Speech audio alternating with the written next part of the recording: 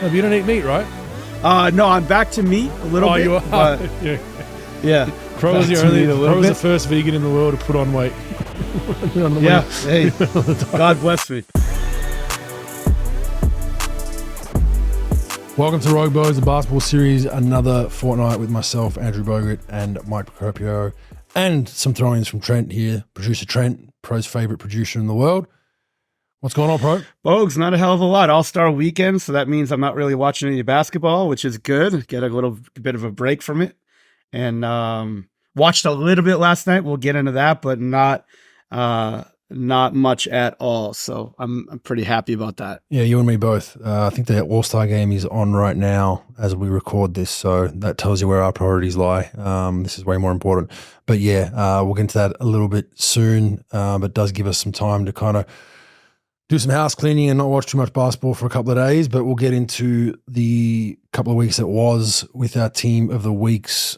Who do you have this week, Pro? You know what? I'm going to go out of the box a little bit and say, because I don't think we give them enough love on here, the Chicago Bulls. I don't even know what their record is, Bogues, in the last 10. I think they're like 5-5. But I'll tell you what, they went from dead to like, up to this podcast, Bogues, I think they're like something like 8th in the East, if I'm not mistaken. Let me just check that out. Right now in the East, Bogues, they're 8th in the East, and they were dead. You know, a few weeks ago, we're talking about firing Billy Donovan. You got to break the team up, and now they're not great. They're 26-29, but I don't know.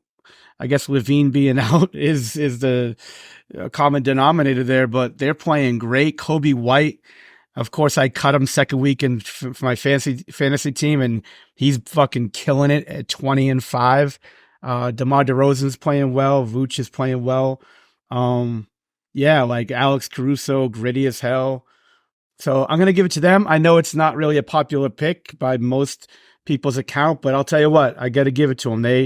They went from a team that everybody was saying that's going to jump off a cliff to, eighth in the East, which isn't an easy feat. So I'll give it to him. Yeah, they could have easily put the cue in the rack and just stopped playing. Powdered, guys get traded, bought out, fire the coach, blah, blah, blah. So you give them credit for continuing to persevere and at least be competitive. We'll see if they can stick there by the end of the season. They are a full 4.5 games ahead of 11, which is Brooklyn. So they should stay in that playing realm. I doubt they'll catch Orlando in 8. They'll probably be living somewhere in that 9 or 10. But yeah, the Zach LaVine thing, man, that's the adjustment it seems for them. The games he's played in this year, they haven't been great. As soon as he went down with the injury and then tried to come back, they had a lull again when he came back. And when he's out of the lineup, they play much better. They started playing Drummond more minutes as well, which I think has helped. Whether you love or hate Drummond, I think he's a very, very good option as a backup big, comes in, he's physical, gets a lot of offensive rebounds. So I think they've been good. Kobe White's growth has continued to go upward now. He's really, seems like the last month or two, he's really taken up that role of being a bit more of a scorer and being aggressive. So not an awful pick. I mean, Cleveland is, what are they, Trent? 20-2 in their last 22 or something like that, or 18-2 in their last 20? 18-2 in their last 20. Oh, they're killing it. I think I already picked them a couple of times. Yeah, so Cleveland's been born. I think, we both picked them in individual weeks. So could definitely do them again. But the reason why I didn't do them, I did some study on this and did some research for Once Pro, and Boston as well, 8-2 in their last 10. Cleveland 9-1. But I looked at their strength of schedule in those wins, and they played a lot of shitty teams. So I just was like, you know what? I'm going to use the Golden State Warriors. They have probably the similar story to the Chicago Bulls, minus the firing. Well, there were some people that wanted Kirk on when the whole Kuminga drama started, but they were in a similar position to the Chicago Bulls. So they were almost dead to rights. I think they got to 12 at one point, if not 13. They didn't get to 13. They were at 12 for a bit. Looked like they were done. And they're 8-2 in their last 10 since Draymond's suspension, been playing very, very good basketball since Draymond's come back. Draymond's actually shooting the ball well from 3 in his last couple of weeks. He really looks like he's kind of just letting it fly and not thinking about it. Well for him, Pro, before you say something. But yeah, he's definitely gotten better there. Putting in, what's his name? Podziemski, Brandon Ponziewski's been a blessing in disguise, putting in just a young, energetic guy, comes in their lineup and just plays hard. And they bench Clay, first time in his career, comes off. I think he had 35 off the bench the other night. And look, I think Clay's probably still a starter in this league, but I think that role for him, I think it helps him take a deep breath and just, he doesn't have to be as stressed about Clay's going to take bad shots. I played with him. Like, he's going to take contested shots sometimes, quick shots. That's just the way he plays. That's how he gets himself going, right? And sometimes if you're a starting guy like Steph or Draymond, you might get frustrated by that sometimes, which happens. You've seen Draymond going at him numerous times, like the bad shot. I think now in that second unit, his conscience can go to zero because you're the guy in that second unit and you can just feel like, I don't feel guilty taking this bad shot. So I think it helped him in that lineup off the bench. But they look like they're starting to get it together now. Are they championship contention? Probably not. But it's still a team, playing in this kind of form, you probably don't want to face in the playoffs, especially if they come out of that play-in. So I've been impressed by the way they've managed to work things out. Steve's obviously played Kuminga much more. Kuminga's been playing much better. They put a lot of little wrinkles in to get him going downhill, involved with Steph or Clay in ball screens, which is a good little mix up there. So, and then Chris Paul supposed to be back soon, possibly after All-Star break. I haven't really heard a whole lot about where that's all at. So they could, sneakily get into a play-in and then cause some damage. They're only 5 full games at a 6th, so the West is pretty tight when you get from basically 11 up. It is pretty tight, so we'll be interested to see where they finish up, bro. Yeah, Bogues, they're an interesting mix. I mean, I think from where they are talent and age-wise, I think they needed to make a change. I didn't really see a Klay Thompson to the bench thing coming, but I think that when they were taking their hits early, playing Kuminga all these minutes has been great for his development. Not really a finished product. And if I have to hear one more time that he's a mini Giannis, I'm going to throw up for the 5th time about it. He's nowhere near him. He's not a poor man. He's not a ghetto's man. He's not anything Giannis, but he's his own player. He's active. He could drive it. He could straight line drive it. He doesn't really do a lot of the other things that he does, but he's been really good.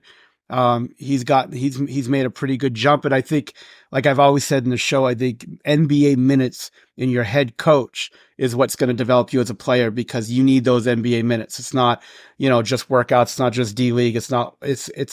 You need minutes in the league. And I think he's gotten that, and they were bad, but he sort of, grew through some growing pains and some issues.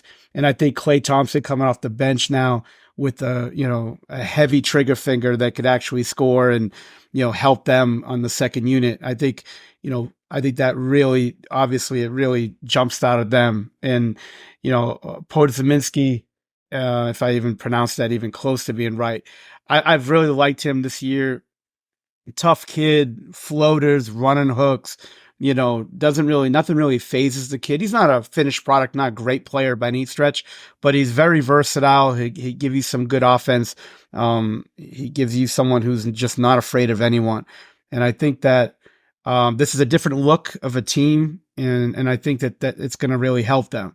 And look, it was a mind fuck for Clay probably over the past month or so, with not really playing well, getting benched in certain times of games, especially late games in some situations. And then you start to doubt yourself a little bit. Look, I'm not going to play that this is what he was thinking, because I have no idea what he was thinking. But I do know that, once you stabilize yourself and figure out, okay, I'm coming off the bench, this is what I have to do. That's what winning players do. And sometimes you got to look in the mirror and say, look, this isn't 3 years ago anymore, 5 years ago anymore. I got to really change the way I play. The team has to change the way they play me. And I just got to figure out how I'm going to impact winning. I think he's done that. And look, Steph's going to be Steph. He's going to do his thing. And, Draymond, if he's not busy threatening to shank people and, from his bench, I think he's been pretty effective since he's come back. And this is a pretty interesting Golden State team. Was it a shank? I don't know. It looked strange. Yeah. It was? No. I'm going to cut you. And he gave the shank sign like he just fucking like he just shaved, like I he saw carved up a fucking turkey. toothbrush. And Well, ready to fucking he was doing shake the you. ring thing first, right? And then straight after that, that's why I just didn't understand what the I'm gonna content. fucking cut you, he said under his like they if you read his lips, I think it was I'm gonna fucking cut you. I don't know if Trent saw it. The strangest. It was fucking The hilarious. content. What? Like why? I don't know. I think it was what was I watched the game too. It was something. I think it was some kind of confrontation. Yeah, so and they got basically, separated. what I There you saw go. was Go that ahead, him and Trent. PG were kind of going at it, and like they were saying, both calling each other like bitches and whatnot, and then they're both like, do something, and then obviously they got separated, and as Draymond headed to the bench, he kind of flashed the 4 fingers, and then what it looks like he's doing is like insinuating that he will, like, I'll stab you, I'll shank you. So I've never seen anything like it. Yeah, So yeah. it was. It was something out of some like 1980s gang movie. It was fucking hilarious. I got to Thought it text was- my guy. I I thought it was got to find out what the hell he was doing because I saw the hand sign, but I was still like, when everyone was saying he threatened to stab him, I'm like, no way, it can't be right. But man, Of course, he's not going to do it. He's just talking shit. no, but even to do, I even thought it was to hilarious. talk shit by saying I'm going to stab you, especially It was after like the guy in White Man. He was like the guy in White Man Can't Jump, Marcus Johnson, when he said he's gonna get his razor blade and cut everybody up. I thought it was fucking hilarious. But man. it just got out of rehab, right? Like it's like that's why I was just like you just Come on.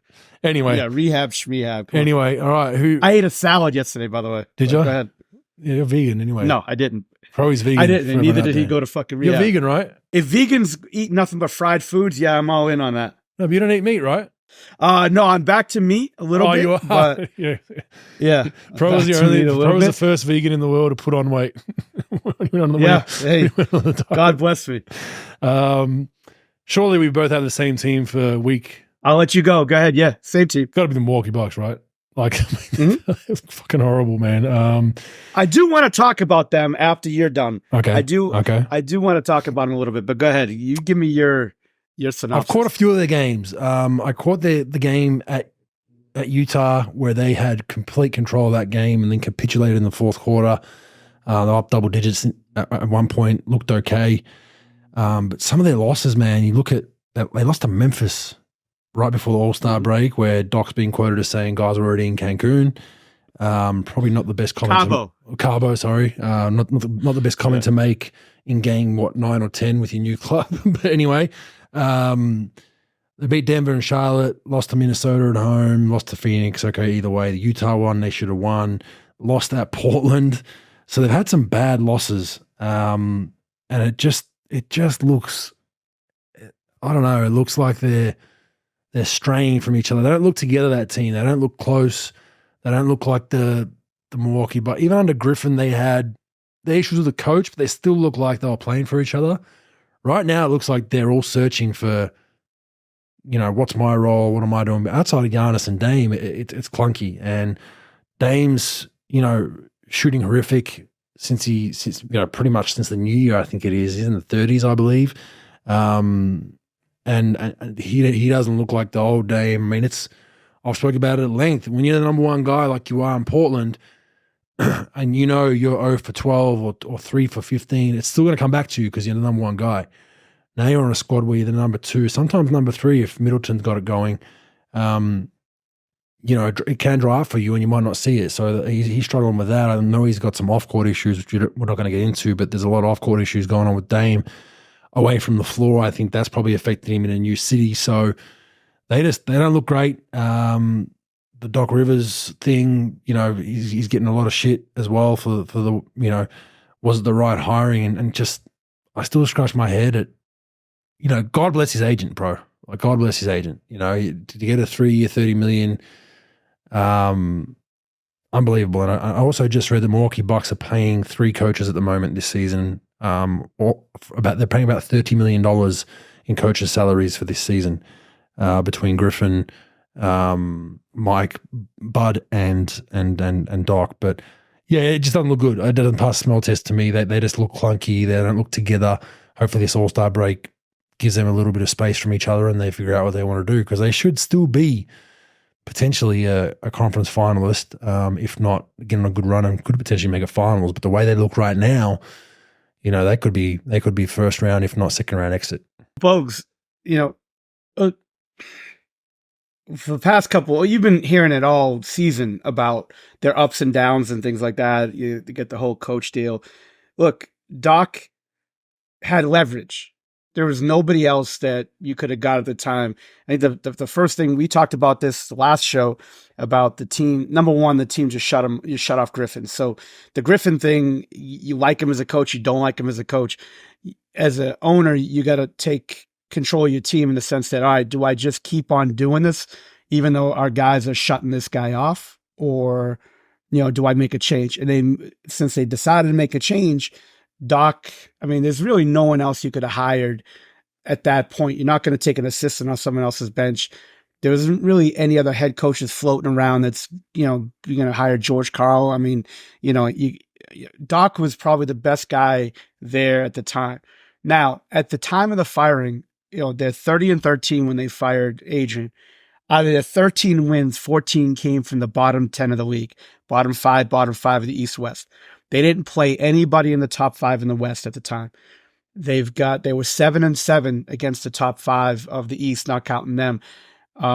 So they were giving up 120 points a game.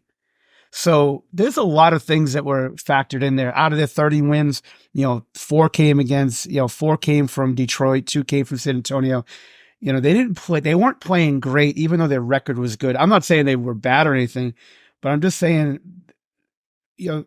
progress is never free. And especially in this league. So they swapped out defense for offense and depth. So they got this team that's not very deep.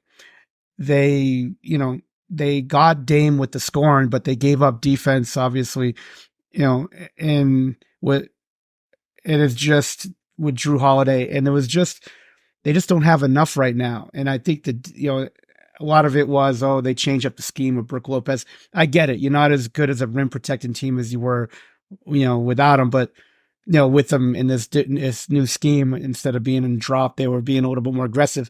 Well, they sort of had to be now because they don't have the defense on the ball. Like, who's guarding the ball? Middleton's on one leg. Beasley's not a defender. Dame's not a defender. So you got to have some type of defense sort of on the ball. I don't know. I'm not a defensive guy like that, but this team, and then they say, well, we can't guard anybody. So what do you do in the buyout market? You signed, Gallinari. I mean, when's the last time he made a fucking stop? I mean, it's a little bit of a tough mix now. They got Pat Bev. Him and Dave, we'll see what he's got left Dame in the tank. besties. Great relationship. Yeah, that's great. And it took him all of 3/4 of a game to piss off half the team. Remember? Yeah. Did you see that when he was trying to diagram something? With Lopez. Yeah. And Lopez is like, get away from me, dude. Yeah. Get the fuck away from me. I mean, look, they're a good team. They got good pieces, but they're not a finished product by any stretch of the imagination. And they're 7-7 against the top 5. Boston is 9-4 against the top 5 in the same stretch. And look, you got to take care of, you got to be able to win games. And yeah, you could blame Doc all you want, but when you lose to Memphis, I don't care about All-Star break or not, you got to compete in this league. And if you allow yourself to lose games like that, I think they beat Denver once, and the Denver win at home. They beat Denver at home, which was a good win. But yeah, it's still. But you got to compete, man. Yeah. Look, coaching's so overrated in this league. It really is. I mean, coaching could take you to different places, no doubt about it. But you got to line up and compete. Giannis is shooting, 65 from the line. 25 from the 3. Look, he's puts up monumental numbers, but if you can't make your free throws, I don't care how many finals games you've done, 17 out of 18 or 16 out of 17, you're not making your free throws. And that's a problem. There's a bunch of problems. It's not just one person, but you can't really point it just at Doc. Doc came in 2 weeks ago. This team has to gather up, and they got to figure some shit out, especially defensively, because if you don't plug this up. Now, ironically, Bogues, since Doc took over, they've only let up 113 a game. I don't know how the fuck that happens, but, maybe it's the teams that play in pace. I have no idea, but it's an interesting deal for sure.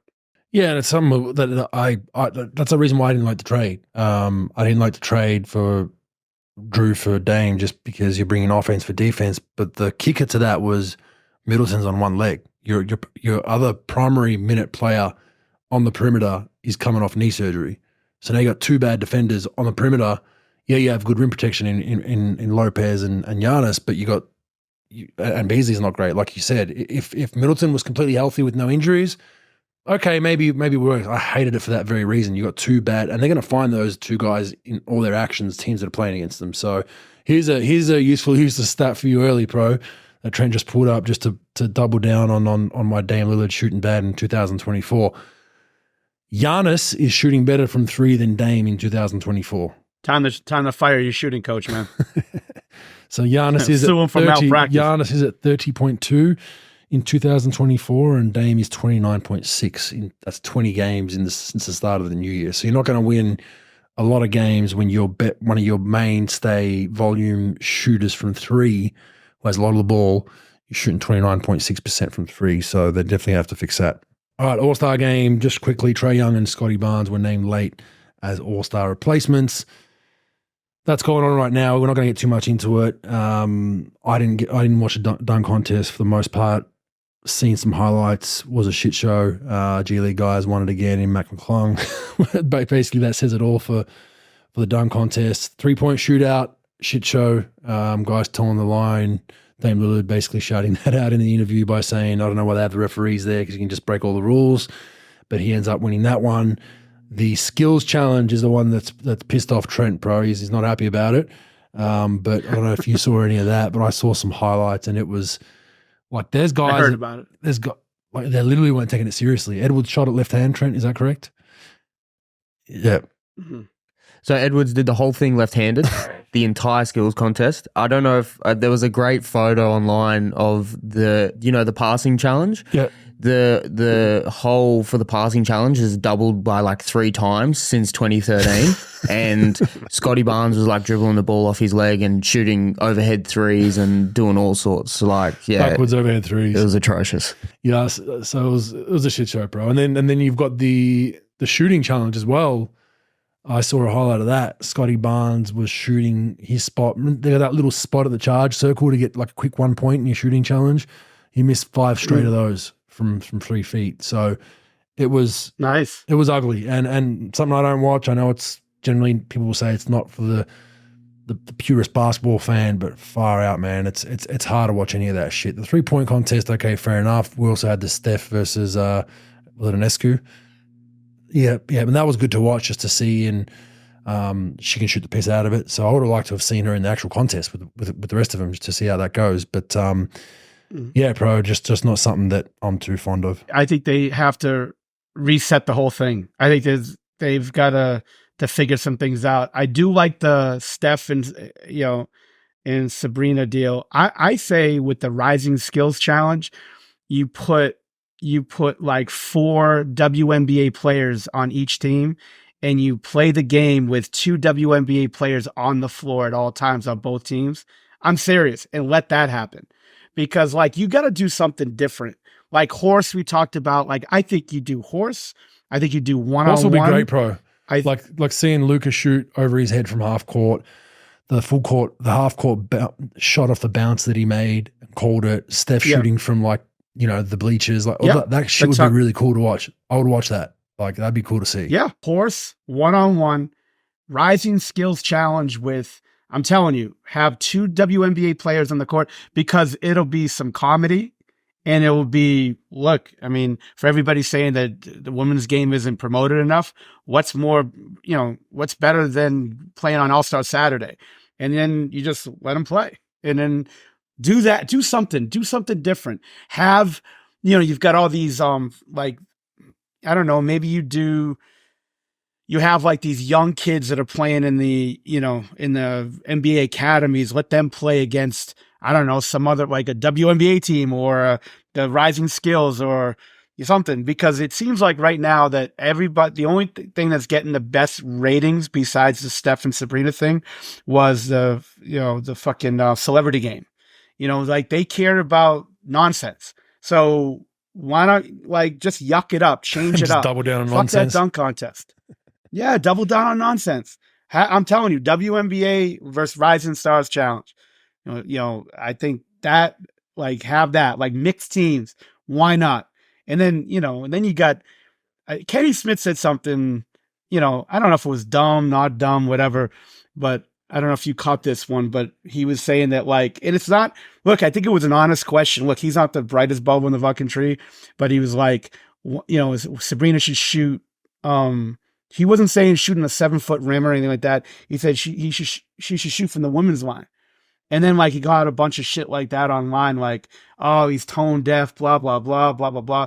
But then they were saying Reggie did double down on it later in the broadcast and saying that, that Kenny said that Sabrina should be playing with dolls. I don't know how that came about, but wow, really? But by just, yeah. They just were busting each other's balls like they usually do, but I don't know, man. The whole thing was a fucking, like I said, I like that part. I like the 3-point contest. I always have, always will. And then I like the shootout between those two. But I think that it just needs a revamp. And I think, like I said, horse people would watch it because it's nonsense. I think a mixed game would like it because it's nonsense. And plus the girls thing is, promoted. And I think that doing a one-on-one, that's what they like. And by the way, all these guys who can't dribble, that's all they do with their trainers all fucking year. And they can't dribble in a skills challenge. I don't understand. 98% of their drills they do are ISO dribble drills. And they can't dribble in the skills challenge. Yeah, I would assume very interesting. Scotty Barnes and Edwards will be getting a call from the league about that. They'll definitely be getting taking an absolute piss out of the events. I would say they're not going to get invited back, and the league will find a way to get them back in the long run. Maybe Barnes will be on a fringe of an all-star team, and all of a sudden he won't be that replacement. But you can't go doing that. That was bad. I wouldn't go watch any of the shit. One-on-one, I would watch proper one-on-one. Horse, I would watch 3-point shootout. Everything else I wouldn't watch. NBA All-Star Game now is back to East-West. Don't know how that's going. Don't really care. So that's about as much All-Star as you will get from us. I'm going to go through all the trades and movements and shit that's happened the last 2 weeks, pro, and then we'll knuckle down on maybe 3 or 4 of these as I go through them. There's a lot, so bear with me here. But we'll go through all the trades that have unfolded in the last just about a month. From the 7th of February till now.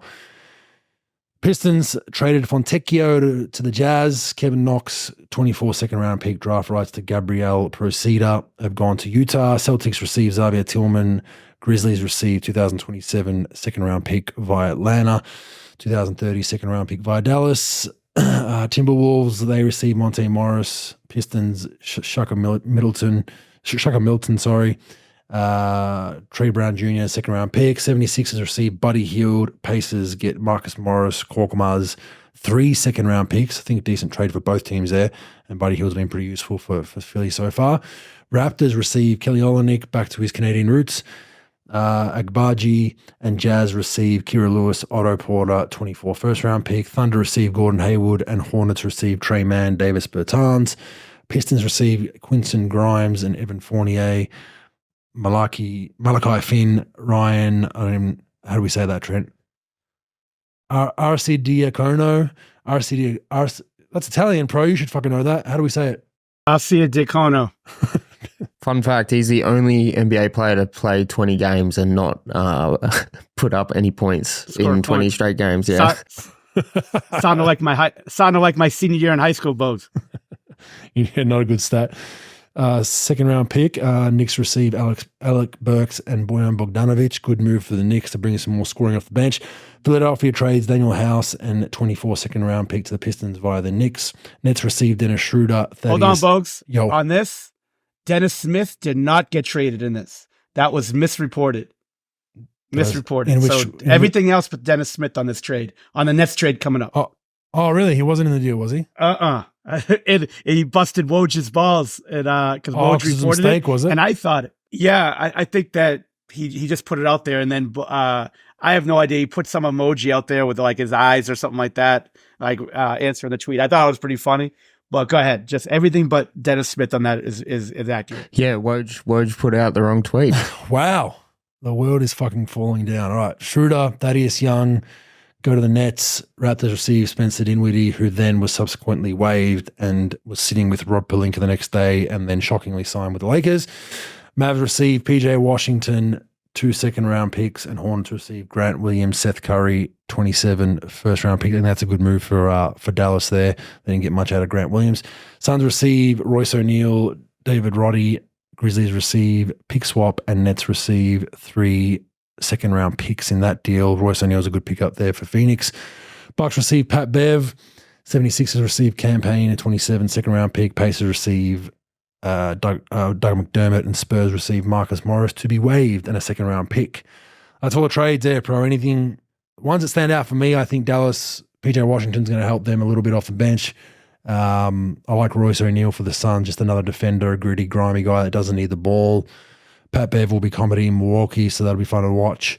I like Buddy Hield to Philly right now, especially needing a bit more scoring to try to hold the fort. Have you heard anything about Embiid and the timeline, Pro? Do you think he'll be back before the playoffs? No, I have not. Yeah, no. I haven't. So 4 to 6 usually, right? Just all that. Yeah, all that bullshit saying they're optimistic. I mean, they might be, and they might know something that we don't, obviously, but nothing has been official. They just said I haven't seen a timeline. Thinking that they'll be able to do it. The other trade that I like Gordon Hayward, if they can get him healthy. And the reason why I like it is, yes, Gordon Hayward's had his injury history, but he doesn't need to be a big minute player for the Thunder. And I think come playoff time, if they can just baby him to the playoffs, they're saying he might be back after All-Star break, maybe within a week or two. They can baby him with 15 minutes off the bench till the playoffs. I think he could win him a playoff game in one of those nights where things aren't going well. Gibby's not shooting it well. Maybe SGA doesn't have it going. You bring a guy like that just knows how to score in this league and is a veteran, and maybe has a 25-minute night where he gets you 21 points. I think that's a pretty sneaky good pickup, in my opinion, pending health, of course. All right, here we go. Joel Embiid underwent surgery on his left meniscus. Will be out at least 4 weeks, as the 76ers gave their first timeline, and that was on the 6th of February. So, yeah, late March, early April. And the issue with him again, Pro, is going to be what kind of shape is he coming back in, right? That's going to be the problem with Joel Embiid. But that's the trades right now, Pro. Anything else you want to hit on? I really like what Dallas did. Dallas and New York, I think, really improved their team. I think Dallas shoring up their front court with Gafford from Washington, and then also PJ Washington, which they start. I thought they were going to bring him off the bench, but they start him and Lively together and just go. They go with Luka, Kyrie, Josh Green, PJ, and Lively. And Lively to me is a top 4 or 5 rookie in this year's draft. So I think they've done a great job just sort of shoring some things up.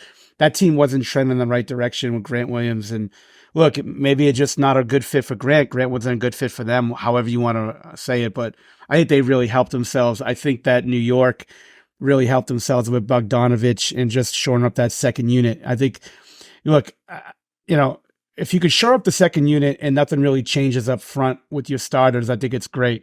You got Alec Burks, you got Bogdanovich. It's really good on your second unit. And I think that they did pretty well. Like you said, the Buddy Hield thing really helped Philly. I think Charlotte, you watch Charlotte play, and maybe Grant Williams is good for them coming off the bench and just being a tough guy that comes off the bench and scores and does their thing, whenever they're going to figure out what they're going to do with Bridges long term. And, there's some interesting things that happen, but, the Hayward thing, like you said, it shores him up with shooting. He doesn't need the ball. If they could just get him healthy by playoffs, they're gonna need shooting. They got a good team, but they got to improve the amount of players they could put on the floor shooting the ball and just spacing it out. They don't shoot a ton of threes either, but they do take good ones. But it's really Gafford's been good for Dallas in the short stint as well. That trade was done. We announced that a couple of weeks ago, but he's been fairly solid for them. A nice high energy, hard roll guy for Luka to have on the team. So I like what Dallas has done. I think they've gotten a nice little boost to get into the playoffs. All right, Haywood Highsmith struck an individual who was assisting a stranded driver on the road. That's Miami Heat's Highsmith, so who knows what's going to happen there. PJ Tucker demands a trade to a contending team where he has an opportunity to play minutes. Oh, okay. I don't think there's very many of them floating around, but anyway, Then he gets sent home by the Clippers along with Bones Highland to reset his mindset, and he'll rejoin post All-Star break. Then he was fined $75,000 by the NBA for his public trade demand. So this is a tough one. He's obviously a very valuable role player, but there's just, the Clippers are rolling right now. They're playing well, and he's a 3-and-D guy at best.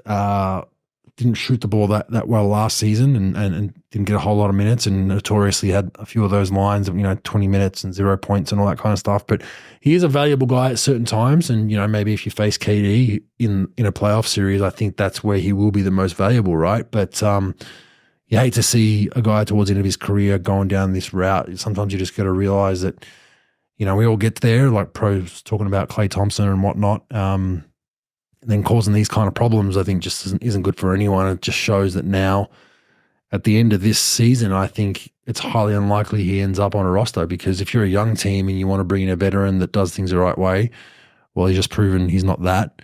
And then if you're a contending team, you're like, shit, if we bring him in for small spot minutes, is he going to lose his marbles and we're going to have to send him home? So I think he's hurt himself really badly here, pro. If he had wishes to extend his career for another year or two as a vet guy, I think the last probably month has not helped his cause. Nah, he's 38, Bogues. He's banged up. Look, if you're in this league long enough to age past your sort of, I don't know, usefulness, I guess you want to say, not many players even get to that. But the players who do, I think they really struggle with it at first. And, if you could roll with the punches and be like, you know what? And it's hard because everybody's delusional in that league. And that's part of what makes them good. They all think they're better than they are. And I think you have to have that type of confidence in yourself. But if you got to be self-aware and say, look, I'm not where I used to be. Let me adjust to this, as hard as that's going to be. Let me adjust to it and let me move forward with it. Or I'm just going to get fleshed out. Nobody's bigger than the Shield. There are very few players that are even close to being as big as the NBA logo. And you got to figure out, look, it's not about me. I'm very replaceable. Like you said, and it's not like he's 34 doing this. He's 38. Besides LeBron James and a couple of choice other players, when you get close to 40, there's no place for you. So there's no choice but to say, you know what? We got a really good chance to be a championship team, win a ring. Let me just do this. Let me just be here. Let me help as much as possible. But look, it's easy for us to say it, but when you're going through it, it's not fun. And by saying stuff like, I think he said it like last week, and Trent could probably co-sign if he could find it, but he was something like, I didn't force my way to get here. Basically, like not that I didn't want to be here, but it wasn't like I was begging to be here.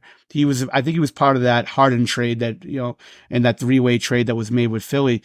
But like you said, you gotta just get along and play the game a little bit. You're not 31 locking down everybody in the league anymore. You're not 35 locking up in the league anymore. You're 38. That's not a great number. That's what Haslam did. Udonis Haslam had done was good, because he understood that pretty early on in his 30s. Like, knew, like, hey, I'm a role guy.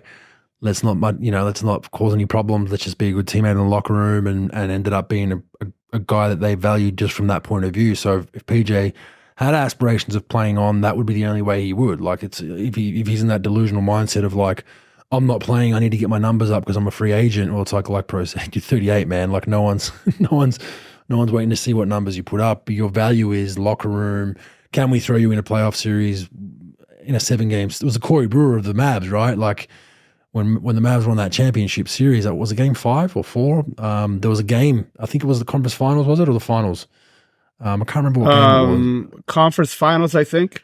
Yeah, like Brewer hadn't played all playoff series, and then Rick throws him in a random game, and I think he had a 20-point night or a 15-point night, just changed the game with his energy, knocked some threes down, and that was it. And he ended up getting having a long-term career beyond that, because people saw, shit, this guy didn't play for 3 months and came in and changed one game in a playoff series that won him that series. So that's just something PJ's got to hopefully fix. Miles Bridges will not approve any trades out of Charlotte.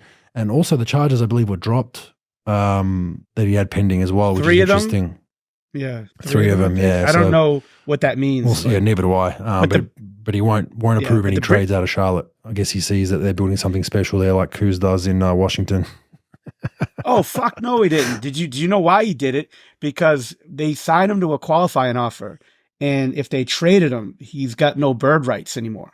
So if you sign the 1 year deal, the qualifying offer, because of the whole case that was against him, if you sign the qualifying offer, you could veto trades.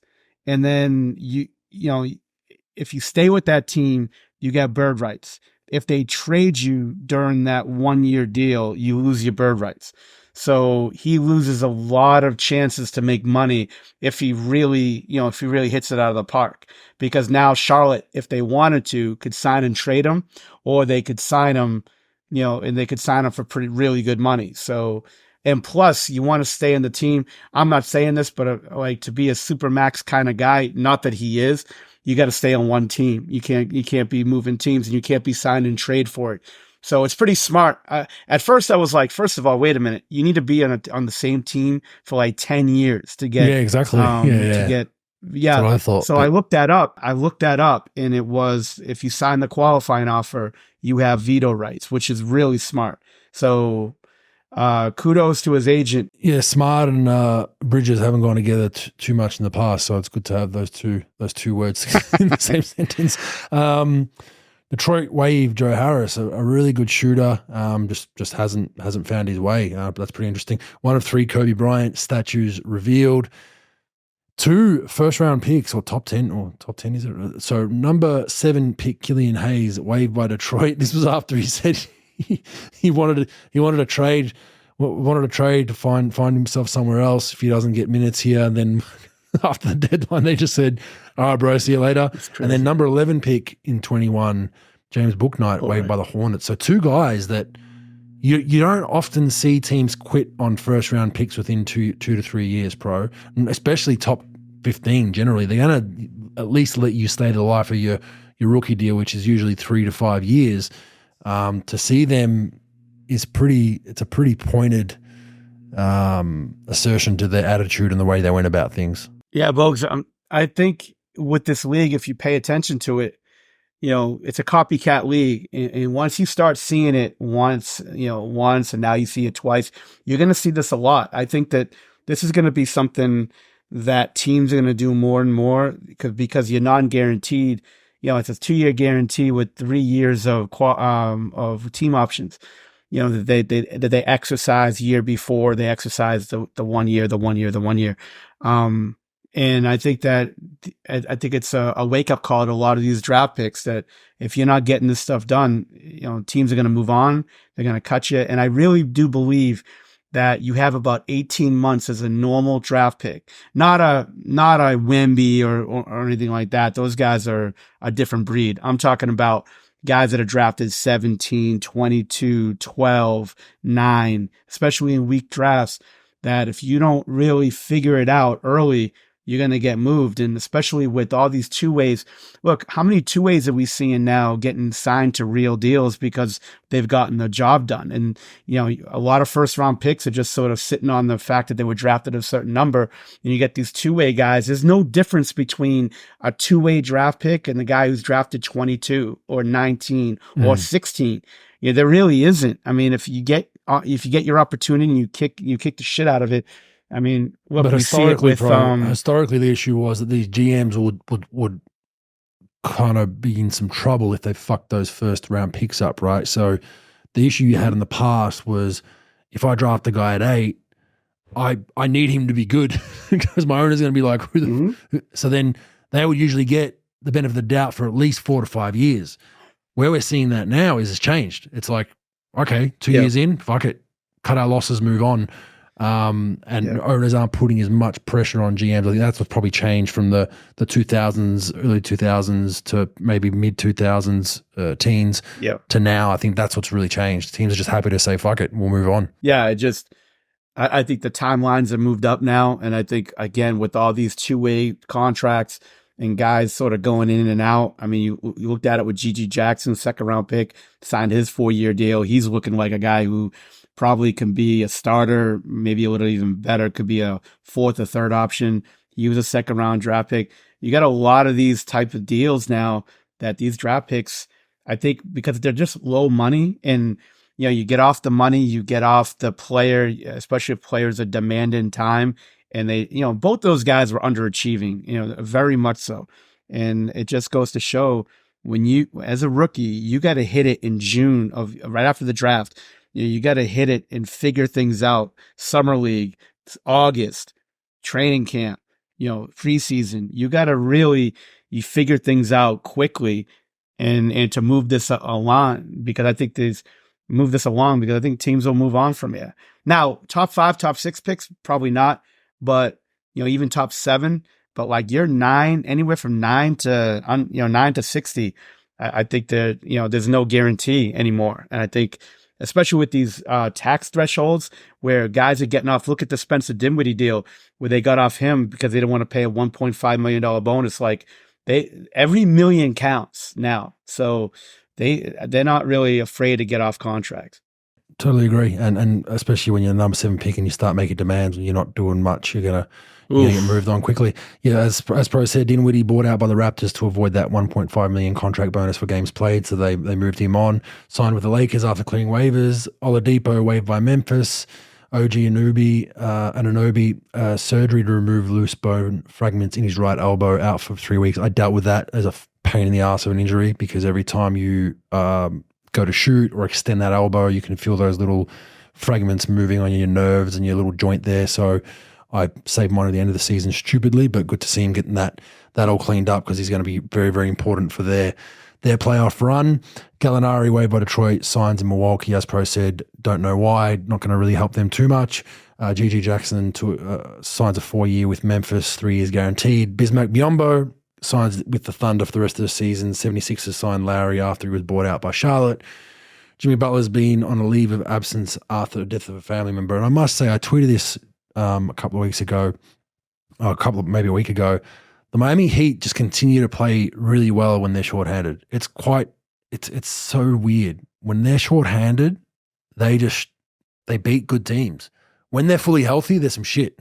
It's just like, I haven't seen this, Pro, and their run last season, that Cinderella run, getting to the finals, they had no business making. And then this season, it's the same old story. Whenever they have 2 or 3 of their main starters out, or rotation guys, they play so well together. And then when they're fully healthy, it just looks clunky and shitty. I can't put my foot. I don't know why. I can't pick why, Pro. I mean, maybe they're a bit more riled up when they're shorthanded, a bit more motivated, that everyone thinks they're going to lose, so they come out and play harder. But that only usually, in this league, Pro, that only usually works for 2 or 3 games a season. I don't understand it. That's a head scratcher that I have with the Miami Heat, Pro. Yeah, look, we haven't penetrated those doors of Miami to figure out why they do what they do, and what they actually do, like how they figure all this whole culture deal out. But you're right, they do win when they're shorthanded, and maybe that's what they do. They psych you up, saying, "Hey, look, you got to wait your turn. Everybody undervalues you." Blah blah blah. I don't know. Maybe it psychs them up. I have no idea. But I remember Rick Carlisle telling guys on a different note, like, teams play better on the road because you don't have to deal with home stuff, like, people at home asking for tickets, da-da-da-da-da. Play better on the road, you're more focused. I didn't think it was a big deal, but then you start thinking about it and watching our team when I worked there, he was right. And maybe it's just a thing. Maybe it's just, I don't know, a different mindset on either on the road or when you're shorthanded, where you don't really think much of it. You would think just the opposite on both ends, especially when you're shorthanded. In this league, where talent's 85% of the battle, if is your talent, and you're shorthanded, you win. Yeah, it's a weird deal. It's a weird deal. Yeah, very, very weird. But this isn't just a 1 month thing for the Miami Heat. This has been a problem for them for 2 or 3 years now, where they just somehow, if that's the way they play, then just moneyball that shit. Get rid of all your max guys and just moneyball the shit out of your roster. Just get all these gritty guys that just play hard in the minutes they're going to play, and get rid of your max guys, save some money, and you'll still be a 6 or 7 seed. Dyson Daniels tore meniscus in the left knee, sideline indefinitely. Huge blow for the Boomers. If he's out, a few other guys aren't in form, he would have probably been taking a bigger role than he had in the last Olympics or the last World Championships. I think he would have taken another step forward. So, and he's been playing some good basketball. So sad to see him out. Ed Malloy, referee, publicly admits that the foul on Brunson against Aaron Holiday should not have been called due to the contact occurring after the release, therefore was incidental and marginal. The Knicks file a protest with the NBA to dispute the 105-103 loss. Of course, that would have went to overtime. The Rockets and Knicks aren't scheduled to play again, so historically pro for our fans that are listening. When these kind of things happen for a potential reschedule, they'll usually do them before or after your next game against them. So you're already in the same city, blah, blah, blah. You play your regular game, and then you play the 5-minute overtime for that other game, so you can knock out those 2 wins or losses in that night.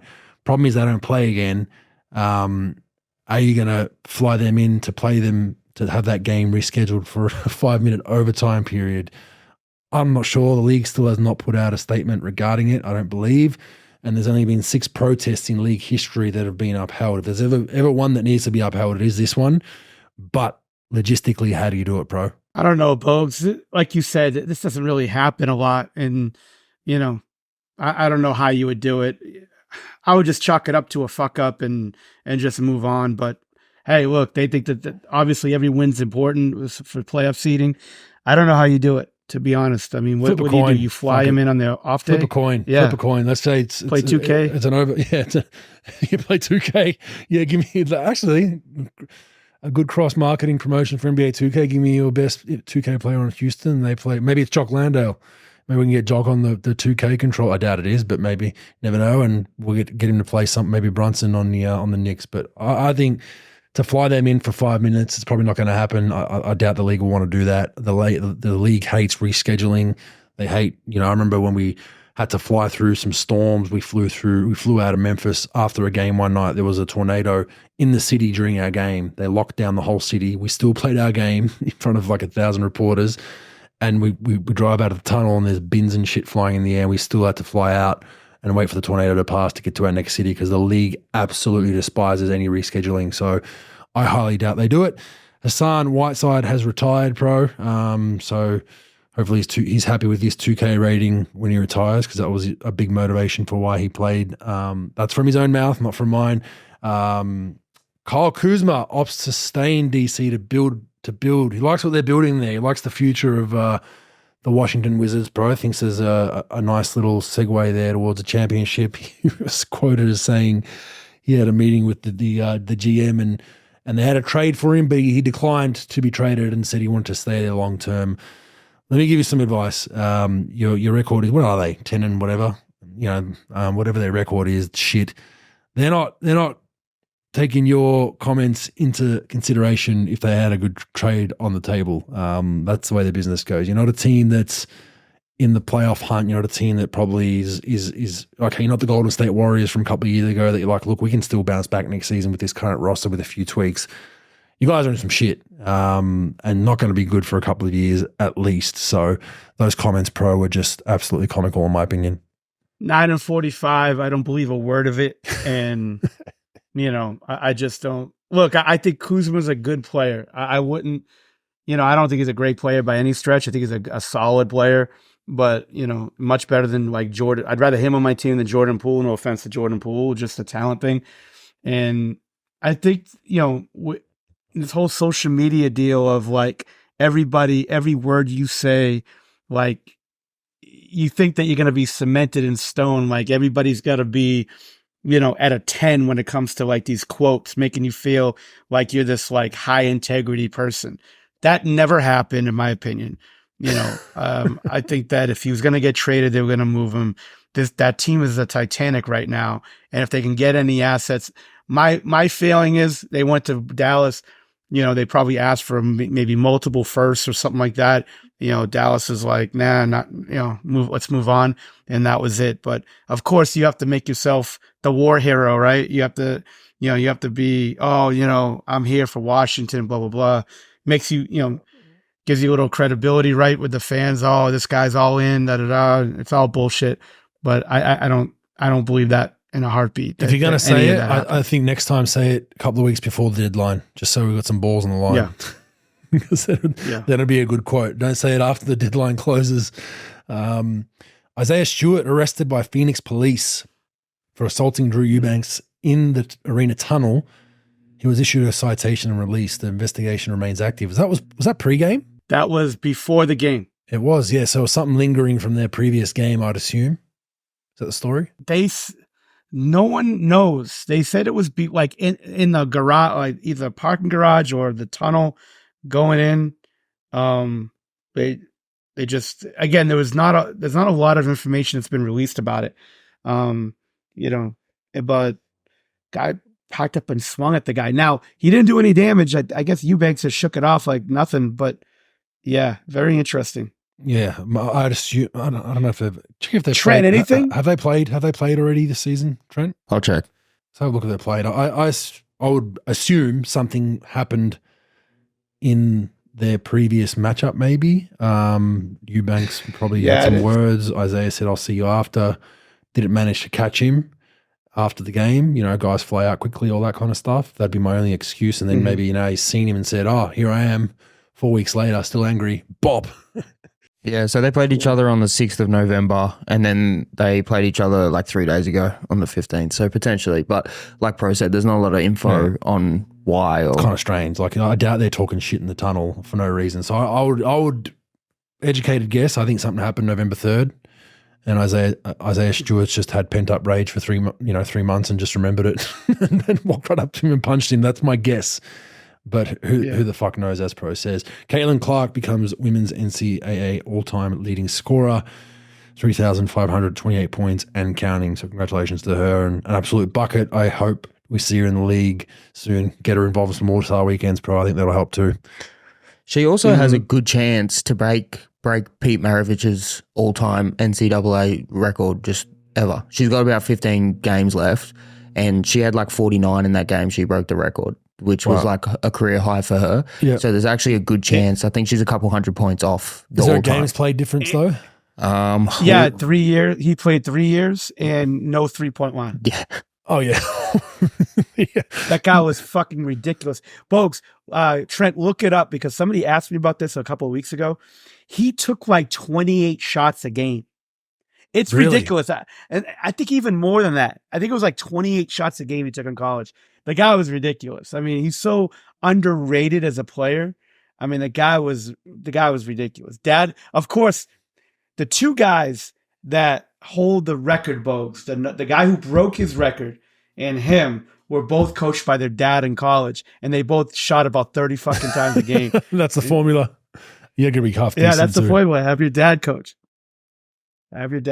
But yeah, 3 years. I think it's like 3,900 points or something like that.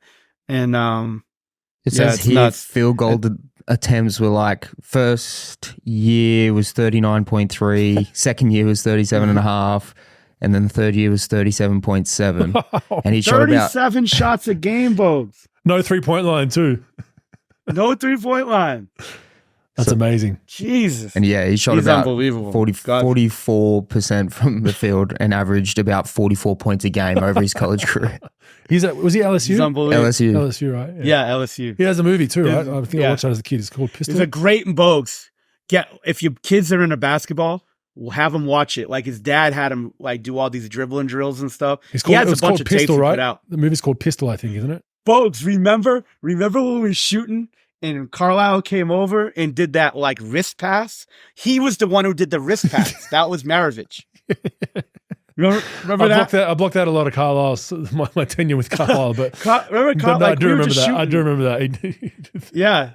It was a pretty cool pass though, because I did watch it. Like Red Auerbach used to do these shows on. I remember that with Larry basketball. Bird. He'd have all the players come on. Yeah. But he had Pistol, and Pistol did the wrist pass, which will haunt my dreams now forever. But yeah, that was the guy. Good old Rick. All right.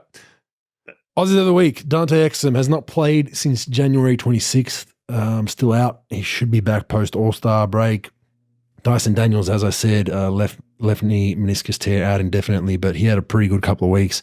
8.5 points, 2.5 rebounds, 1 assist, 2.5 steals, 1.5 blocks. I think only a handful of games there. Josh Green, another really good week for him. 10.8 points, 3.4 rebounds, 2.4 assists, 1 steal per game, 7 for 16 from 3. Joe Ingles, 4.6 points, 1.4 rebounds, 3 assists, 7 for 12 from 3. So shooting the ball better for 3 for Joey. Jock Landale, not a lot of, he only played 1 game in the last 2 weeks. Decent game for him, 2 points, 9 rebounds, 2 assists in 13 minutes. In actual valuable minutes, so it was strange. He got in the rotation there, 9 rebounds in 13 minutes, played well, and then went straight back to DMPville. So that was a little bit frustrating for him, I'd imagine. Patty Mills, garbage time only, was back in the rotation about 4 or 5 weeks ago. Back out of it now, played 1 game. He played 10 minutes, 0 points. The rest have been DNP CDs. Matisse Thybulle's been struggling, hasn't played well offensively over the last couple of weeks. 2.2 points, 1.2 rebounds, 3 assists a game, but doing his job at the defensive end, 2.2 steals a game. Josh Giddey, really down 2 weeks for him, 8.7 points, 4 rebounds, 3.5 assists. So the confidence just seems to be languishing a little bit. They do pull him at times. He's playing much less minutes than he has. Ben Simmons, 8.2 points, 4.7 rebounds, 5.5 assists, 1.2 steals. I think he's injured again. I think something happened again to his knee or something like that. He had a knee contusion, I believe. So he's in and out of the lineup. Dwight Reith signed a 3-year deal on the league minimum, I believe. So congratulations to him, a 2-way guy. They've converted another one that we talk about, pro, that has just grinded and worked his way out. He's been good for Portland off the bench. 6 points, 3 rebounds in 2 games for them. But Josh Green gets it again. Has had the best week, best Aussie we've got over there for the last 2 weeks. You know, still averaging just under 11 points a game, shooting the ball well, and they're winning games. And Dallas is playing better basketball, and he just seems to be consistently better over the last month. Josh Green has. I think he's just starting to find his. What is this, year 3 for him? I think year 3 or 4. I think he came in 21. He had 1 year with Carlisle, I think. Yeah. So, but yeah, just seems to be starting to figure it out. So hopefully he can remain consistent there. But we'll give it to Josh Green. And for anyone counting, our Aussies of the week, we thought Pro made a joke at the start of this season that it's just going to be a gauntlet run by Josh Giddey again, which it was last season. But we've got 2 for Dante Exum. We've got 1 for Dyson Daniels. We've got 2 for Josh Green. Joe Ingles, lift your game. You got 0. Jock's got 0. Paddy 0. Matisse 0. Josh Giddey has 3. Ben Simmons 1 and Dwight Reith 1. So it's a close call. Josh Green and Dante's been hurt a lot. They're probably pushing Josh Green for the Aussie of the week, but they're both on the same team, so it can't be them. I don't think. Going to be competing against each other for the most part, but we're keeping it close this season, somewhat strategically. And Dwight Reith has 1 too, by the way. Yeah. All right. Stats, useful or useless. First player with 1,000 points, 150 blocks, and 150 assists through 50 career games would be who? You're going to have to guess Jokic. No, Wemby. Wemby has it. So, yeah, 1,000 points, 150 blocks, 150 assists.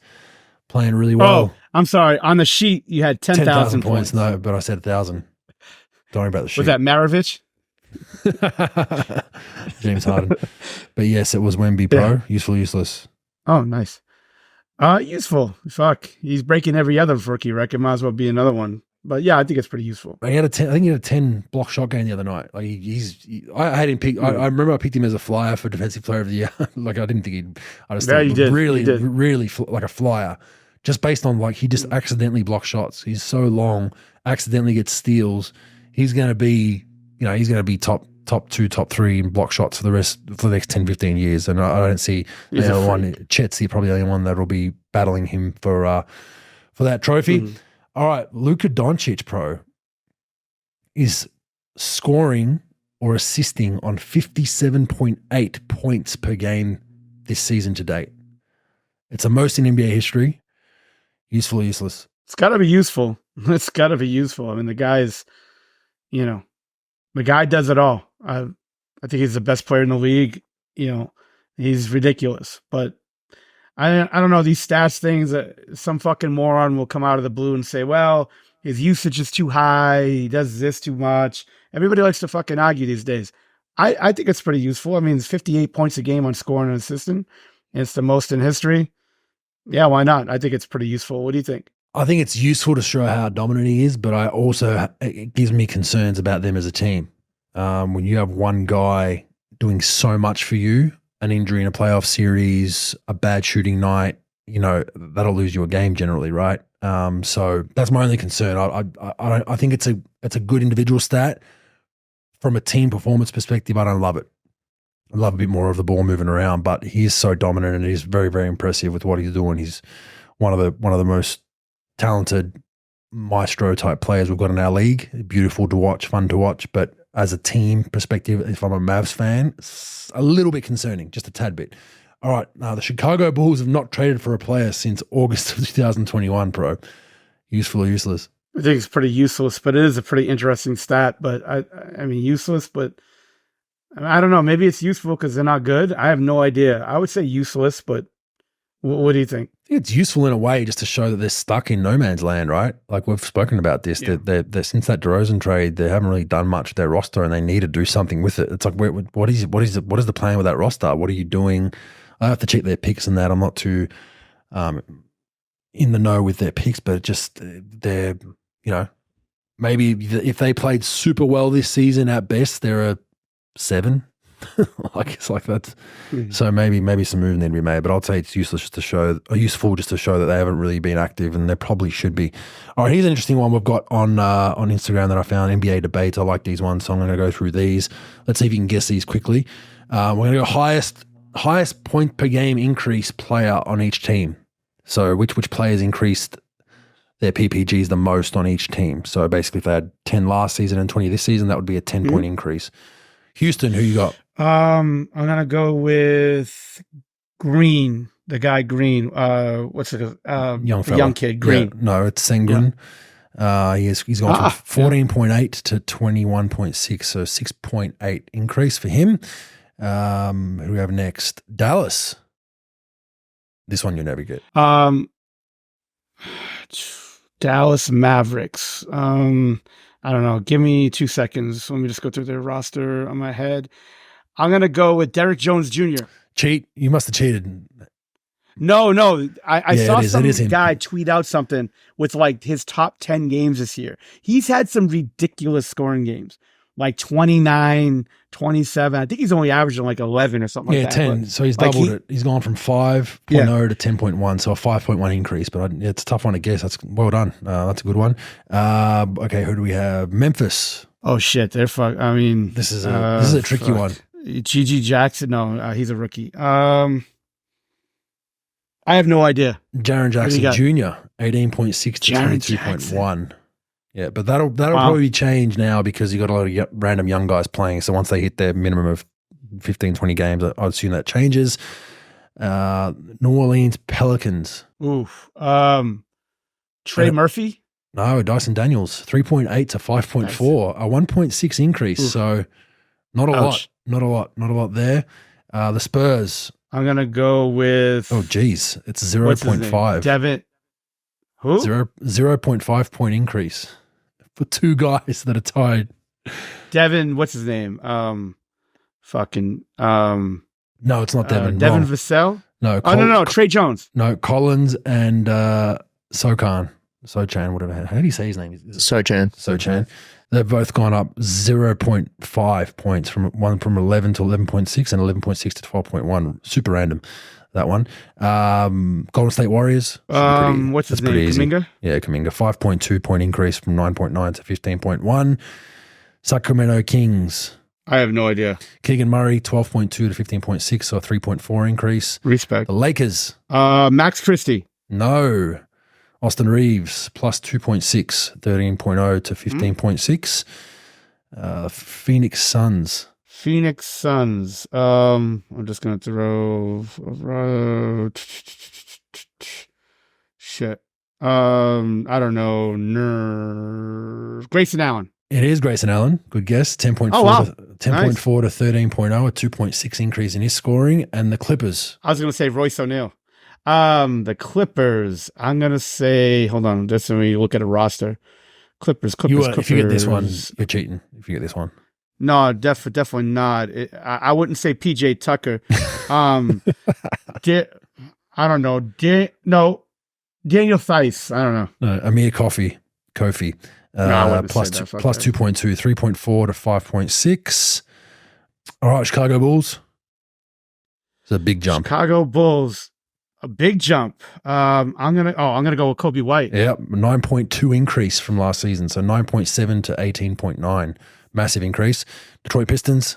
Detroit Pistons. I'm gonna go with I don't know, Jaden Ivey. No, Jalen Duren.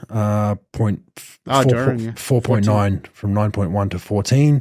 The Cavs. Cleveland Cavs. I'm gonna go with Max Strus. Levert. 3.7 point increase from 12.1 to 15.8.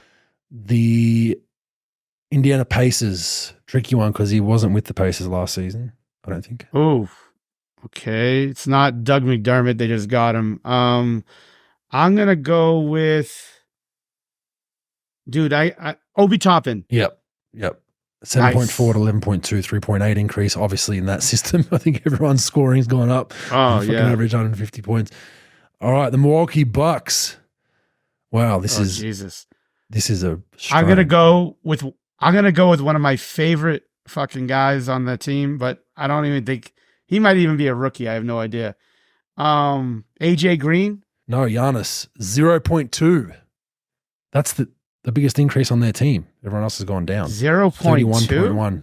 31.1 to 31.3. So basically everyone else on that roster, their last season's numbers were better offensively than this season. So, which makes sense because, I mean, their offense wasn't the greatest with Griffin. Mm-hmm. Brooklyn Nets. I'm going to go with Cam Thomas. Yes, 9.9. That's our highest increase so far, 9.9. 10.6 to 20.5. Philly, I will go with Tyrese Maxey. That's the one. Tyrese Maxey has gone up 5.4 from 20 to 25.7. Toronto. Oof. I don't know. Scotty Barnes. Yes, Scotty Barnes, 4.9, 15.3 nice. to 20.2. Boston. Love it. Boston. I will go with Derek White. Yes, 3.5 point increase, 12.4 to roll. 15.9. The Knicks. New York Knicks. Oh, man. I'm going to have to go with Jalen Brunson. Guy's averaging 28 a game. 2.5 increase, 24 to 26.5. And our Ride the wave. Yeah, last one. All right, the Atlanta Hawks. Oh, this is our leader. Atlanta. This is our leader for increase. I'm going to go with Jalen Johnson. Yes, he's at 10.0, 5.6 to 15.6. He's having a great year, a great bounce from last season. The Miami Heat. I'm going to go with Jovic. No, Duncan Robinson, because he had a shitty year last year. So he was at 6.4 last season, 13.2 this season, 6.8. Orlando Magic. I'm going to go safe and go with Franz Wagner. Banchero, 3.0 increase from 20 to 23.0. The Washington Wizards. Tyus Jones. Denny Avdia. He had a 40 ball the other night. 9.2 to 12.4, 3.2 increase. The Hornets. Charlotte Hornets. I'm going to go with Miles Bridges. Nick Richards, 8.2 to 9.6, only 1.4 increase. OKC. Chet Holmgren doesn't count, right? So I'm going to go with Jalen Williams. Jalen Williams, it is 4.6 point increase, 14.1 to 18.7. Blazers. Anthony Simons. Sharp had a 6.0 increase, 9.9 to 15.9. Is that a nice jump? Utah, the Jazz. They traded my boy Federico, so I fought a Chico, whatever the fuck his name is, so it can't be him. It's not Walker Kessler, is it? No, Colin Sexton, 3.1 increase, 14.3 to 17.4. Timberwolves. Minnesota. Let me see. Naz Reid? No, Towns, 1.8 increase, 20.8 to 22.6. Nice. And the Nuggets, the last one. Denver Nuggets, I am going to go with Jamal Murray. Peyton Watson, 3.5. He's gone from 3.3 to 6.8. Right. So that's NBA Debates 1 on Instagram. They got some pretty cool shit on there. So if people like numbers and they kind of put these posts up that are just different to anything you find on ESPN and even StatMuse, they've got some nice stuff on there. Give them a shout out and check them out. They got some pretty cool shit. All right, moving on to NBL. All right, so the season's over, pro. Melbourne with a wall-to-wall finish in first place, by far the best team throughout the regular season. They've had some ups and downs, but for the most part, just cruise control. They finished first. Perth, second place, and well-deserved rebound after a horrific start. They were in all sorts of problems in the first 10 games. You had Bryce Cotton's wife making Facebook posts, and you had this and you had that. They've worked their way out nicely. Tasmania, Scott Roth smoking those cigars in third. They get the playing home game against Illawarra, who are in fourth. So Tatum's done a fantastic job in getting them from, I think they were second/last through periods of the season. They've got into fourth place. They will play Tasmania in a play-in. The Kings scrape in. The much celebrated demise of the Sydney Kings might have to wait a while still, unfortunately, at least another week or two. But they somehow scrape into the top 6 with a win over a depleted Southeast Melbourne, and thankfully got their percentage up enough that then New Zealand losing to Adelaide bumped them down to 6. So we could actually somehow pull a home final. So we get to make some money too, Pro, which is not always nice in that 5-6 battle. Let's chat team performances of the 4 teams that did not make it. Southeast Melbourne, look, they had an injury bug, mainly in the last quarter of the year, last third of the year, so they don't get a full pass. I had them picked outside of the 6 in my preseason picks, and I've got those somewhere. I need to find them and revert back to them, but Paul Smith and I do, and our ownership group do our picks with the whole league, and we put them all in like a little group chat so no one can change them, and I had them outside because I just don't like where they are. I think a new coach, I think will have Mike Kelly should have his opportunity to bring his own players in this coming season, I believe. I'll probably give him one more year to figure that out. Creaky's contracted next season. Can he carry this team is a question. The jury's out, in my opinion. He's been there now, year 5 or 6. He's been their mainstay, puts up great numbers, but can he win? That's the question mark you have with him. It's the one year they had the chance to do it was when they absolutely choked against Melbourne United, which was 2 or 3 years ago in that COVID year. They should have won that series, and they choked it, and that's as close as they've been. So I think it's going to be interesting to see how they reshape their roster and what they do. Creek's still a mainstay, still a top 10 player in the league, but is he your guy long term? Is it kind of fizzling out now? Maybe everyone needs greener pastures. Who knows? So I'll be interested to see how they go. Adelaide, they fired CJ Bruton around about mid-season. Scott Ninnis has come in and done a fantastic job. Professional finish. I tremendous kudos to them. That season could have went many different ways, and they continued to fight. They were technically in contention to come and maybe take a playoff spot, but it was a pretty tough task for them to get to from how far back they were. I think Ninnis will my pick is he's going to keep that job. That's my mail. I think he's going to keep that head coaching job. How long they sign him for, what they do, I don't know, but I think he's going to keep that job for at least another season. I think he's done a fantastic job with just having them be professional and win. DJ Vasiljevic, a decent acquisition, not shooting a great clip, but some scoring punch they needed. I think that was a nice acquisition. They've locked him up long term. Can they win when it matters? They were one of those teams that it's easier to play when you're mathematically knocked out of finals contention. No one's expecting you to be there. It's easy to play the spoiler all the time. Let's see it next season from game 1. That's probably the question mark with them. Cairns, Taipans, they look like a complete blow-up of their roster. A lot of interesting things have gone down the last couple of weeks. I'm not sure what's going on in their camp, but Tahir McCall has given basically gave statements before the game saying he's going to enjoy this as his last game, even though nothing was formally announced that he's gone. I think he formally announced it for him, basically saying, I've enjoyed my time here and blah, blah, blah. He was a guy that would coach them. He coached them in the preseason. Ford, the head coach Ford, let him coach them in the preseason. Really tight with Ford. Something's happened there. They've had a huge falling out. They must have had a fight or an argument or gone to blows. I'm not sure. Something's happened there. Pat Miller gave an interview after their last game, Pro, which was over the weekend, and basically spilled the beans of their whole season. I don't know if you thought that was his exit interview, but it was just like, we had so much problems in the locker room. There was so much problems. There was infighting. So I'm not sure why he did that, but he was visibly frustrated. But even the commentators were like, whoa. They asked a question about how you think the game went, and he gave a whole spiel about how terrible their team was as far as being tight in the locker room. So is a 40 allure rubbing thin up there in Cairns? Who knows? But they're going to probably look to make some changes. roster-wise, definitely. Brisbane, a better season for them, but still not. They just missed out on the playoffs by percentage. Aaron Baines' number will come off their books this season, which, Bainesy was on rumored to be $1 million a year or around about there, which severely hampered the imports they could bring in. The imports were close to irrelevant for that squad. They actually competed pretty well for being close to a playoff team. So I think they'll address that and get some good imports. I think they can be better. Harrison, their starting center, shining light, probably in contention for the most improved player. And more minutes for Rocco, the young next star there, the big 7-footer over there. Showed flashes. They only really played him, in 5 to 6 minute bursts throughout games because they had obviously Baines and they had Harrison. They had two bigs in front of him. So it'd be interesting to see if Brisbane even bring Baines back, what Baines does. But they're trending in the right direction, which we haven't really said for Brisbane in a long, long time.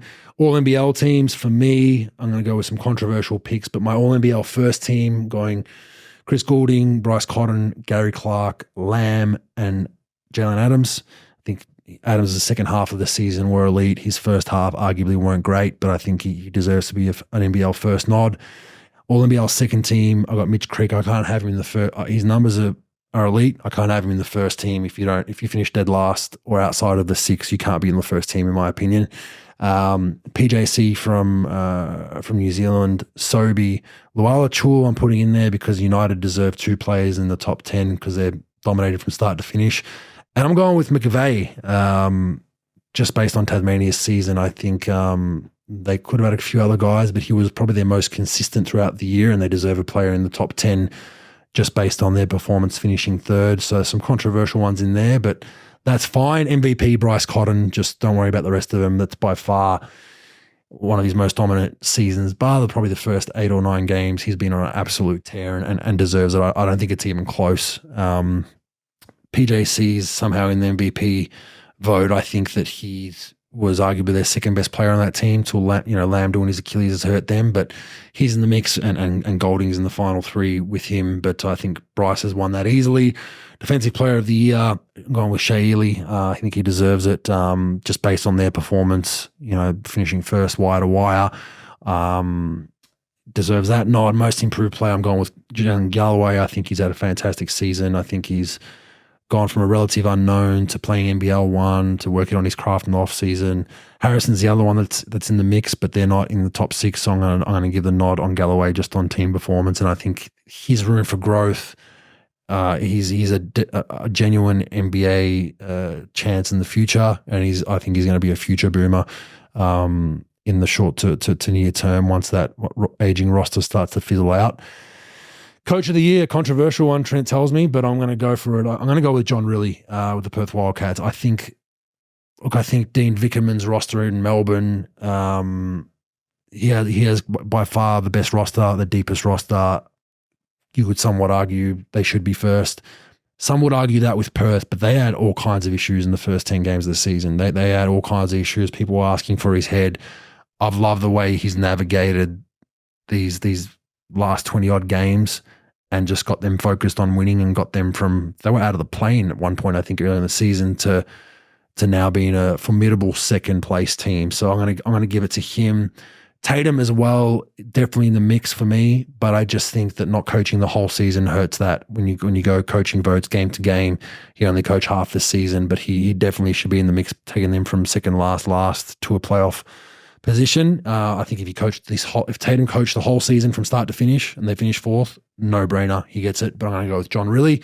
So all you Perth Wildcats fans that think I'm always hating on you guys, and I try to keep bias aside, even though your fans are absolute bananas. And probably will struggle to listen to this podcast unless there's subtitles. But John Rillie is my vote for you guys, and I think that's two Wildcats. And the MVP, I'm supposed to hate Bryce. I can't put him as MVP, but I did. So that's that. 6th man of the year, Ian Clark. Although in a few injuries there with Melbourne United, he's a starter for most teams in the league. They've got him coming off the bench. He's an absolute baller. Whenever they had runs where their offense dried up or whatnot this season, he would just come off the bench and make some big shots for him. And the Next Gen Award, probably the worst award in professional sports. Is it 26 26, I think it's Trent? 25. So, Pro, the NBL changed the Rookie of the Year award to this thing called the Next Generation Award, which basically it's 25 and under players can win it. Don't ask me why. It's the dumbest award in sports. So, like, Frolling's my vote, and he's going to win it. He still has a chance to win it for another year, I think, until he hits 25. And he won it last year. Awesome. And it's just, so they've gone away from Rookie of the Year, which I have no clue why. They're all my picks for the awards. One gripe, NBL doing interviews during games. They've got Scottie Pippen over here again for another tour pro. And they did this last time he was here. And during the second quarter of the game. I didn't know Hennessy was a league sponsor. Come on, bro. We love Scotty over here. But they did this last time, and they've done this with big names and celebrities before, where they'll actually have them sit with the commentators for a whole fucking quarter, and they'll just interview that person while the game's going on. Like the game's going on, and there's no discussion about the game. And it's such an awkwardness because you can see the commentators want to relay what's going on in the game, but they're just talking to Scottie Pippen about, which is great. But I just don't understand, and I think it diminishes what your product is. The game of basketball is what people want and what people want to see. People will argue we were blowing out Southeast Melbourne by 20 or 30 points. Beside the point, this also happened to a game that was close a couple of months ago. So revert back to that. The product is your game. Everything else is secondary to that. So the Scotty thing, do it at a timeout, do it at halftime, do it pre-game, do it post-game. Don't do it during your product. That is the pinnacle. That's what you're selling. You're not selling the Scottie Pippen interview. So just a small little gripe I hope they tweak. Brad Newley and Tom Abercrombie. Brad Newley, Melbourne United. Tom Abercrombie, New Zealand legend, been with the Breakers for a number of years. One of their I guess, homegrown talents that's been there for a long, long time, multiple championship winner. They've both announced their retirement. I play with Brad Newley in juniors and with the national team. He's the last one standing, I think, from my generation of Alex Marriage, myself, and Aaron Bruce, and Stevie Markovic, and Reece Carter. Last man standing. We never thought he'd retire. I just don't think he wants to go home and just lace him up just yet. But he has, and I would imagine he's going to be involved somehow in the NBL or Melbourne United. But best of luck to both those guys, both legends of the NBL, and wish them all the best in that tricky afterlife that we all go through, Pro. So there'll be a few bumps along the way, but that's how it goes. But that's all the NBL news. We have a playing game. The playing games start not this Wednesday, next Wednesday. Tasmania versus Illawarra, followed by Sydney versus New Zealand. So I'll be there for that, and we'll see how that goes, Pro. What do you have for us in fact or fake news? Bogues, a lot of talk about LeBron James over trade deadline. Golden State trying to trade for him, blah, blah, blah. A lot of talk about his son not doing very well, role player at best. He could play for the Lakers now, Pro. Someone said that a couple of months ago. I can't remember. Oh, yeah, the South Bay Lakers. It was LeBron. The South Bay Lakers in the G League. You're right. No question about it. Okay, so a lot of talk about like where he's going to play next, playing with his son, blah, and all those things. My question to you, fact or fake news, there'd be 10 teams minimum that would take LeBron James. Say LeBron James wants to play for $15 million and everybody had $15 million in the league to sign him with. You would take LeBron James and draft his son in the first round to get LeBron to play for you. Say that's a package deal, which he's basically said that he wants to play with his son. There are 10 teams minimum in the league that would pay him $15 million. Just forget about the money. Money's an afterthought. Would take him on their roster and draft his son in the first round. Okay. And I want a bonus question for you. First round. Okay. Yeah, that's the word is he wants them to draft him in the first round and then he'd play for that team. That's the rumor. Let's just say it's fact. All right. So it's 10 teams that would take LeBron, trade for his son, draft his son in the first round. And for a bonus answer, I want you to answer the team that, if it's not the Lakers, that would do this. What is your guess? If it's not the Lakers, what team takes LeBron, drafts his son, and what would that team be? But the question is, 10 teams or more that would do the trade. Would pick up LeBron and draft his son in the first round. Fact or fake news, there are at least 10. All right. So Pistons do it. The Wizards do it. The Hornets do it. Toronto do it, but he wouldn't go to Canada. But Toronto would do it, I think. Brooklyn would do it. Chicago would do it. That's 6. Orlando, no. Miami, no. Atlanta, Quinn, no. Carlisle, no. Philly, none of the top teams in their conferences will do it. So that's 6. Spurs, no. Portland, yes, 7. Memphis, 8. Utah, 9. No, I don't think Utah will do it because they're rebuilding young. Golden State, maybe. Joe Lacob. Joe Lacob's big thing was, he loves to get big prime free agents. But 10 maybe a stretch. Sacramento, maybe. But that's a tough one. Is it 10 teams? I think from a marketing perspective, there probably is 10 teams that would do it. That first round pick's the tricky one. Do you burn a first round pick? But you get it back in marketing alone, man. Like you'd make it back tenfold. So maybe an owner that's looking to sell the team says do that and then puts the team up for sale 6 months later with LeBron on the roster. Maybe that's the way. Which team would do it out of those 10? Which team would he go to first and foremost? It'd have to be a small market, right? Like I just don't see, I'd say Chicago. Because they're in no man's land anyway. So it's like, fuck it. Like you might as well go knock on MJ's old stomping grounds, maybe, try to break a few of his records while you're there. But he's still playing at a high level too, which is crazy. But and also, just a side note, that trade rumor I think was the biggest LeBron PR leak I've ever seen in my life. Yes. Like no doubt about it. Like I don't think Golden State were even considering doing that. Like it's just, of course they probably said, we'll give you a second round, like we'll give you nothing for it, which they can't do salary wise. But it's like, take Wiggins off our hands, we'll do it, and someone else. But I think that was the biggest leak from Rich Paul I've ever seen, just to keep LeBron's name over All-Star Weekend trending. But that's a tough one. Yeah, I think there is 10 teams, and I'll just go with the Chicago Bulls, bro.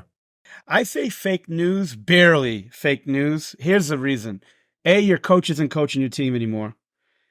You gotta deal with the dynamic of LeBron James taking the ball out of your players that you're developing hands, right? So like there are teams that are sort of a rudderless ship that would take him, right? I don't even know if Detroit would take him just because they got all these young players, but maybe they would, right? But there are very few. I do think Indiana would take him if they don't get, because they got a lot of cap room and they're a sleeping giant.